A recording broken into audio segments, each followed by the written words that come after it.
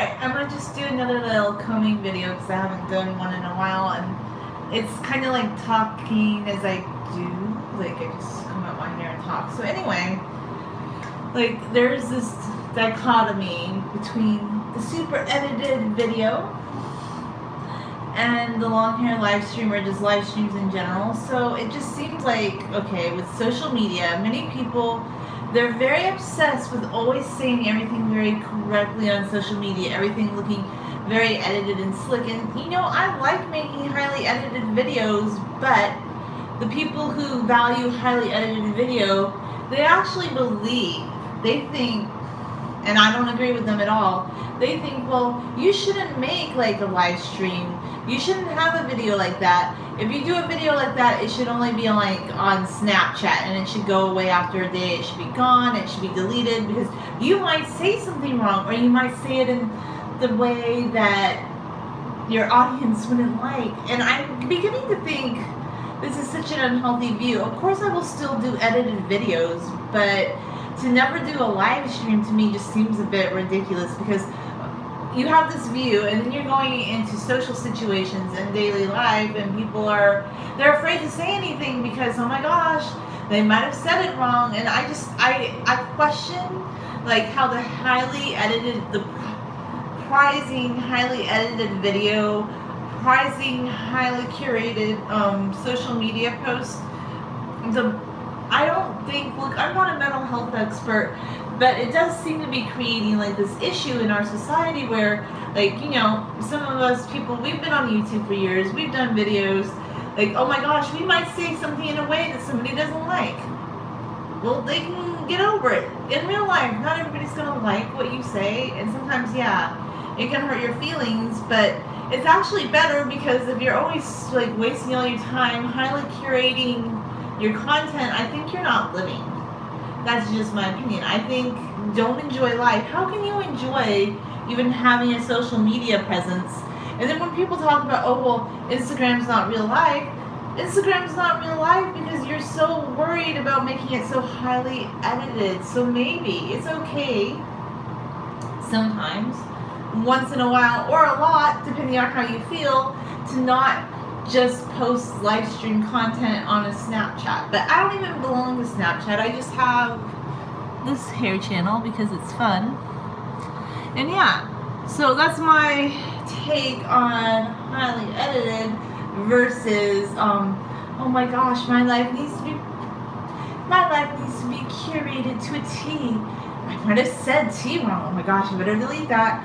I mean, how are you going to function in daily life? How are you going to ever have real interactions with people? How can you just have a fluid conversation if everything has to be so highly edited? Like, I question it. Like, we're not TV stars. I mean, hey, if you want to have this social media presence where everything is slickly edited, and look, edited videos are fun to create, but I have to do live streams now and again on my channel because I just like sharing hair content. The channel is about liking long hair. So let's talk about the experiment I did with my hair this week. And so far I'm combing out my hair. And is this experiment a good one? Is it something I will do every week? No, probably not. So this week, this was my experiment.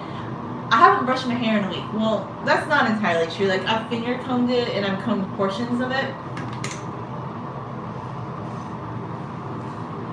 Like, I've combed portions of my hair, but let's see.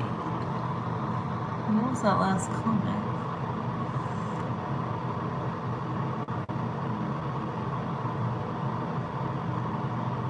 No, we don't pull hair here. This is a long hair channel. We don't. No. We're not this kind of channel. We're into long hair and talk and life and enjoying life, not pulling hair. It's a different. Maybe you're thinking of someone else, but I don't know. I don't do that. So anyway, I was just responding to a comment like, I have long hair content, but I am a vlogger. I share my little observations about things. So anyway.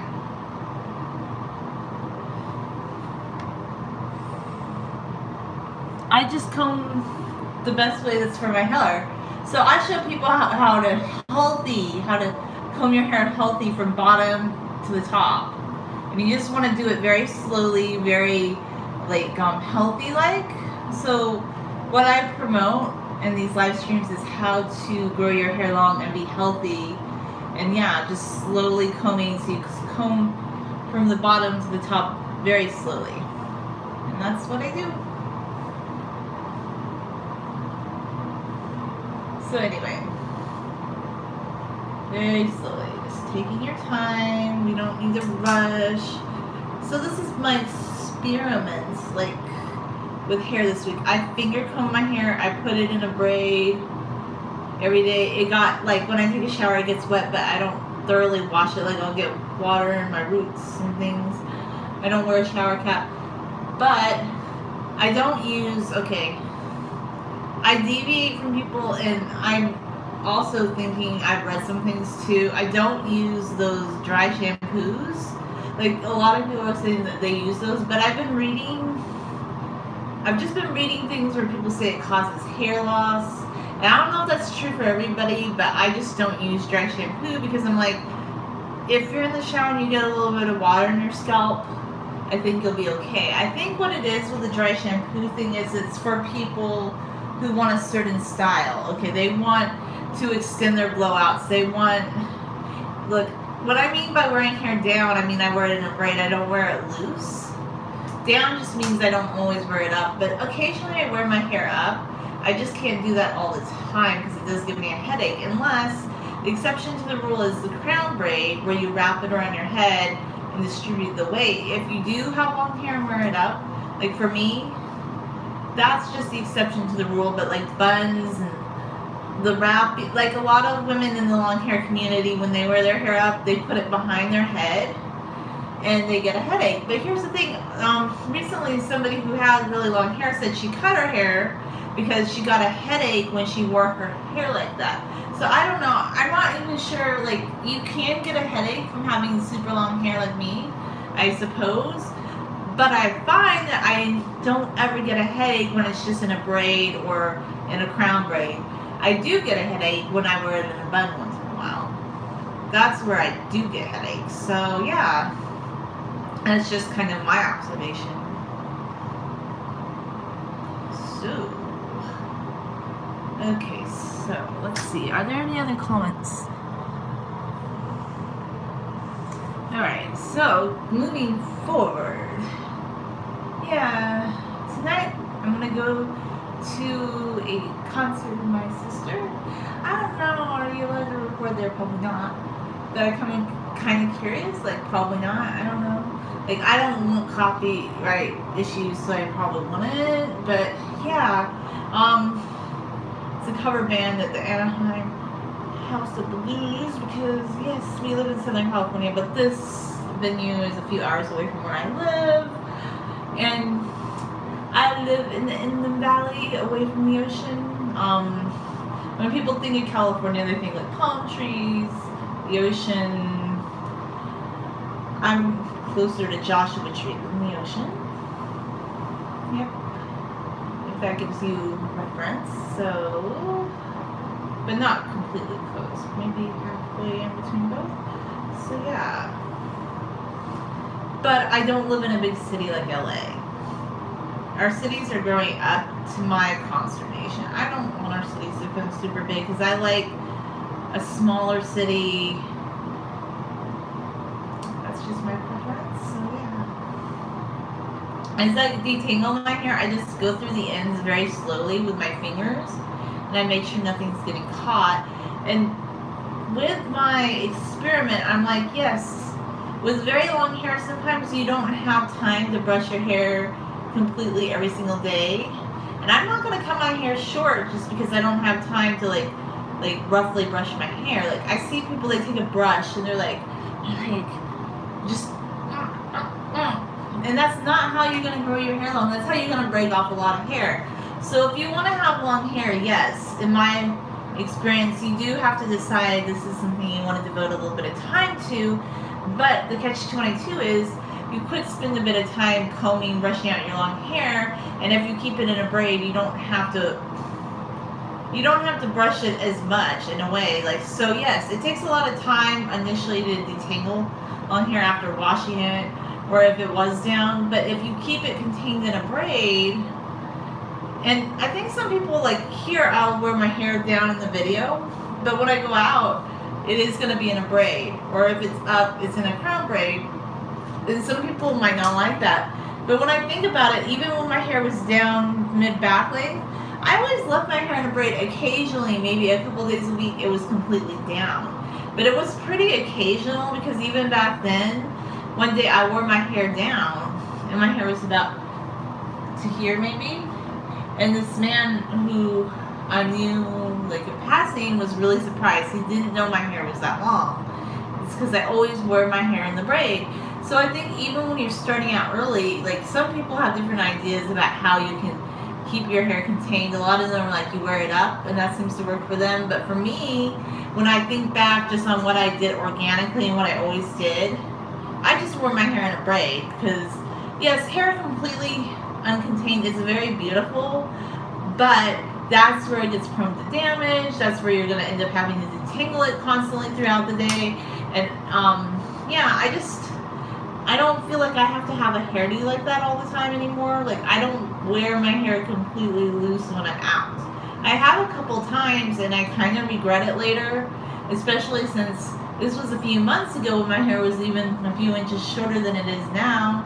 And it's a lot of work to detangle. So I've just decided keeping my hair in braids is the best way. Like, yes, I like braids, but if you're, I don't know, this is probably not for you. Like, if what you're doing is you're growing your hair so you can wear it loose, and it has to be stick straight, then that's not going to work for you. But for just natural long hair, like if you're looking to grow your hair a natural long way, then yes, this is what you do.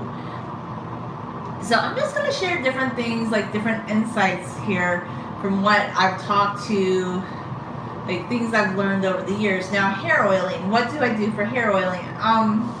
For me, it's just kind of happened organically. I'm still fascinated to try cottonseed oil, but I honestly just use, like right now what I have is this Manoi oil, and it's pretty good. It's just coconut oil, but I think, you know, if you want to be really super good, you could use virgin coconut oil.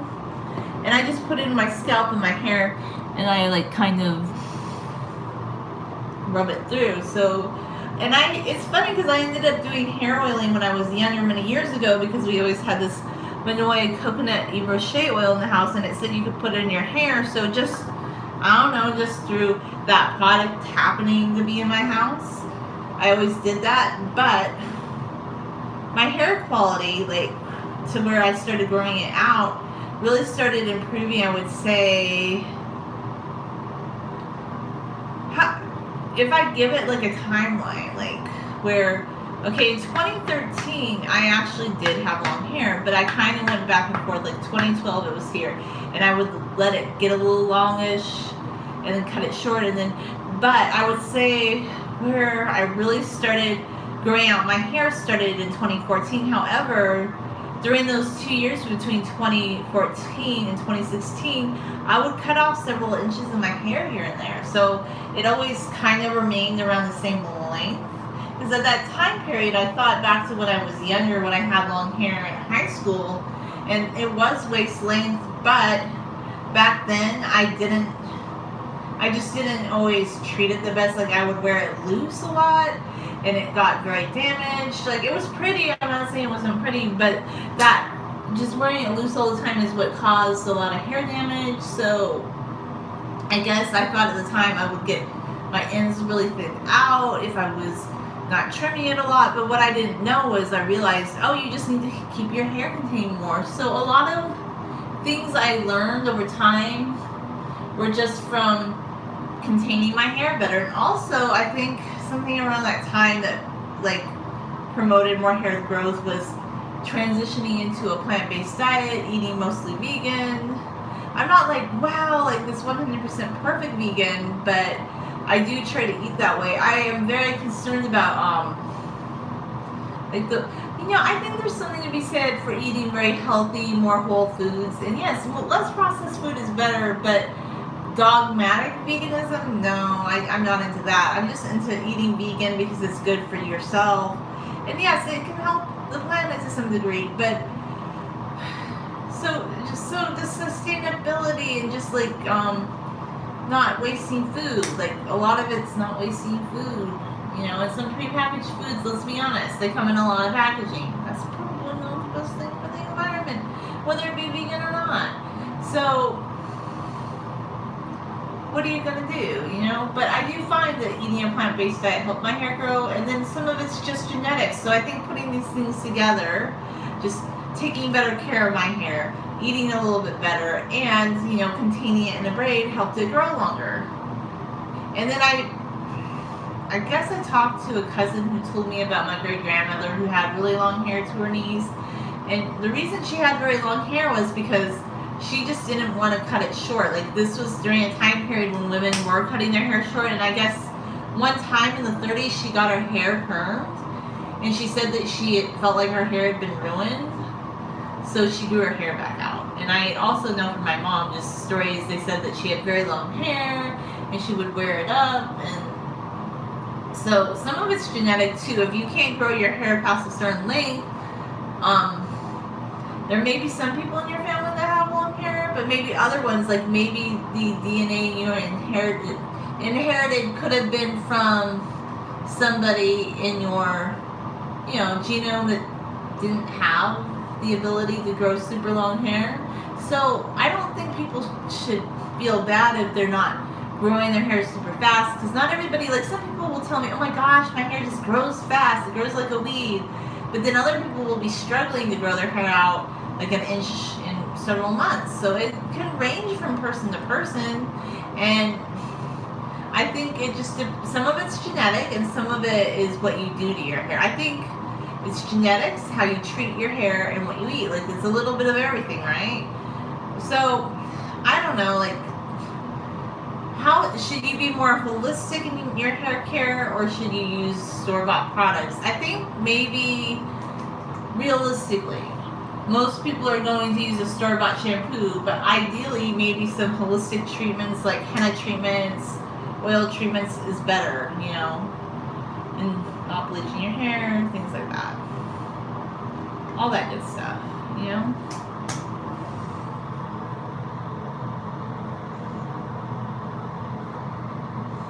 Okay, so in the world of the super edited video versus just the long hair live stream, yes, I'm going to do long hair live streams occasionally because they're fun and I like doing them.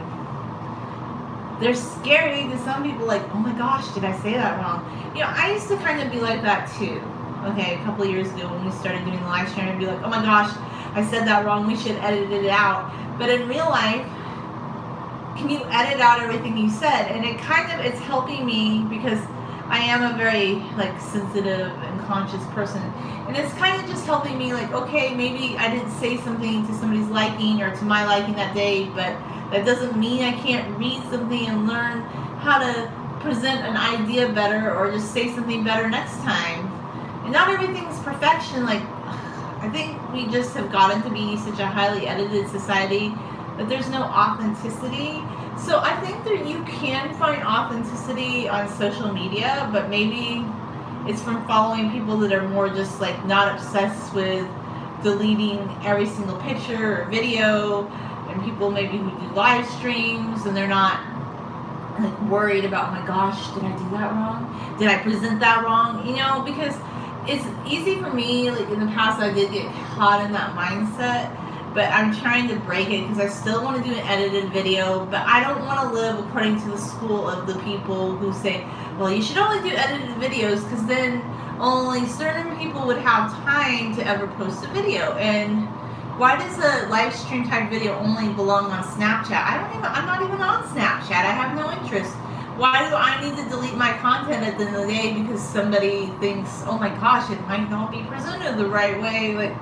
No. I do live streams on YouTube because they're fun. I just share some of my thoughts on hair as I'm going along. I also share things I'm doing. So my hair channel is a little bit more than just hair. Like, I share things I wear, I share things I talk about, so it's a little bit more, you know, than just one thing, you know. That's all I'm trying to say. Anyway, thanks for watching.